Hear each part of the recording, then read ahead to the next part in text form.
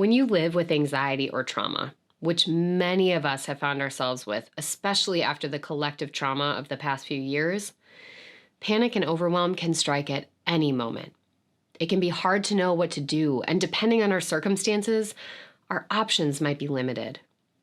This 4-step process is incredibly powerful and requires nothing but yourself to execute. Are you ready to learn it with me?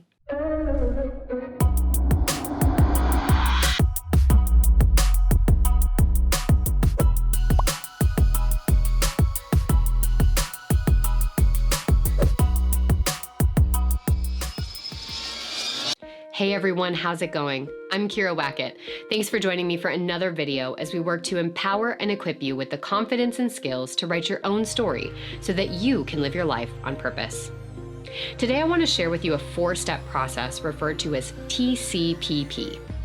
Rooted in dialectical behavioral therapy, this process can help you regulate your emotions and physiological reactions in times of distress by changing your body's chemistry in a given moment and helping you regain a sense of control over your mind, body, and behaviors.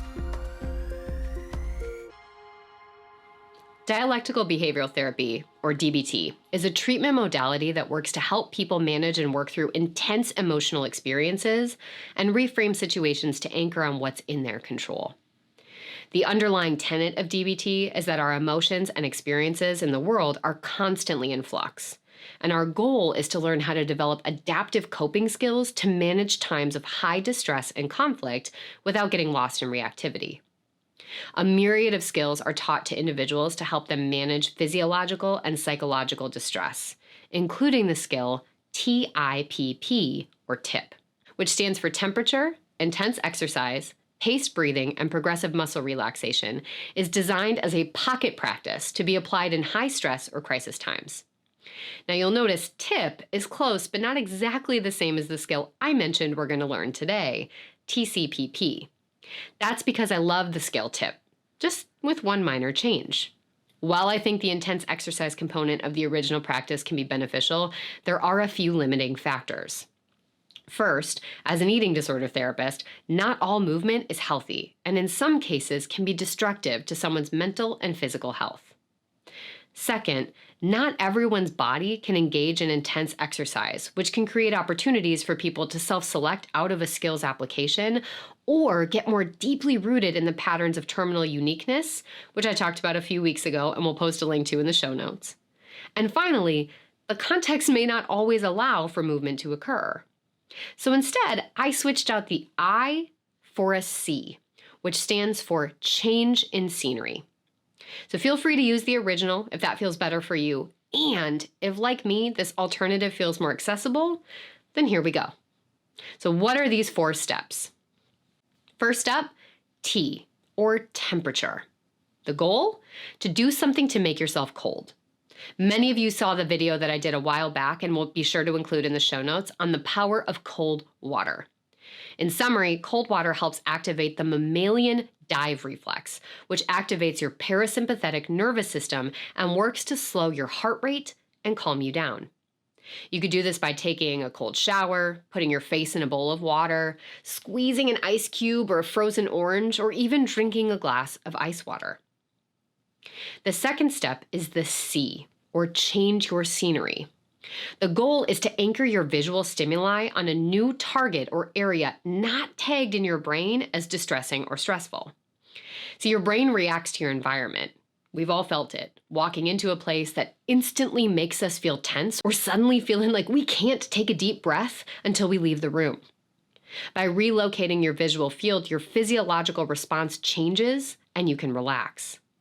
Now, the ideal situation would be to physically move yourself to a new location. If you can, go outside. And if physical relocation isn't available to you, pull up a picture on your phone of a time or place that brings you joy, or use the power of visualization and think of a time or place that makes you feel calm. Describe it with each of your 5 senses. Really embody that experience and allow yourself to go there. The third step is P, paced breathing. Our aim in this step is to slow down your breathing and focus on taking deep belly breaths. This cues your parasympathetic nervous system to kick in, slow down your heart rate, and counter many physiological effects of anxiety and distress. Now, various breathing techniques can help with this, and I'll be sure to include a link in the video notes below to a handout that I did on 4 easy access breathing techniques that you can do. One example is to inhale like you're smelling a flower, and exhale through your mouth like you're blowing out birthday candles. And finally, step 4, P number 2, is progressive muscle relaxation. I did a longer video on this technique a while back that I'll include a link to in the show notes. Watch it if this is your first time hearing about this skill, or if this process needs to be simplified or made a little bit easier for you to navigate. Now, the basic concept has you move from head to toe, or vice versa, slowly going from muscle to muscle, tensing and holding it while you take a deep breath. Then exhale and release. As you go through each part of the body, take note of your thoughts and physical sensations. Why are we doing this? Especially when, for many of us, anxiety already makes us tense? Because it's impossible to relax our muscles on command, especially when you're in a state of distress. Anyone else ever had someone try to help you calm down by putting their arm on your shoulder and just telling you, oh, just relax, it's okay? How'd that feel? For me, it makes me want to scream and metaphorically throat punch them when they say that. Do you really think it's that easy? So instead of yelling or getting flustered with myself, I can't magically relax my muscles. This technique uses muscle physiology to trick the muscles into relaxing by doing the reverse and forcing the brain to let go. All right, there you have it. Here's our skill, TCPP. Now, at the end of this process, your brain may still be buzzing around a little bit because the circumstances are still present. Nothing's actually changed. You haven't solved or fixed anything. You're stopping your body from rising up into or getting stuck in that state of reactivity so that the stress doesn't compound on itself. Then once we get calm or get to that place of resolve, we can address the situation more directly and from a place of reason rather than emotion. So let us know in the comments how this works for you when you try it, and if you come up with your own tweaks and ideas so that we can continue to make these skills the most supportive they can be for each of us. Be sure to check out the show notes for the links that I mentioned to these different resources and a few others that I think will be really helpful for you as you're learning to manage your distress and anxiety more effectively. And if you haven't joined the AR Insider yet, be sure to click a link in the show notes to get exclusive access to content, discounts, and so many other things that I don't share anywhere else.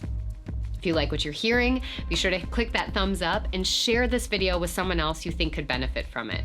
And if you want to stay in the know on all the happenings that I have on YouTube, click the subscribe button. Thank you so much for being here with me today. I am so honored to be a part of your journey to learn how to live your best life and giving you the skills and tools to allow you to not get lost in shame and reactivity. Remember, you have the right to author your own story. So let's go get that pen back.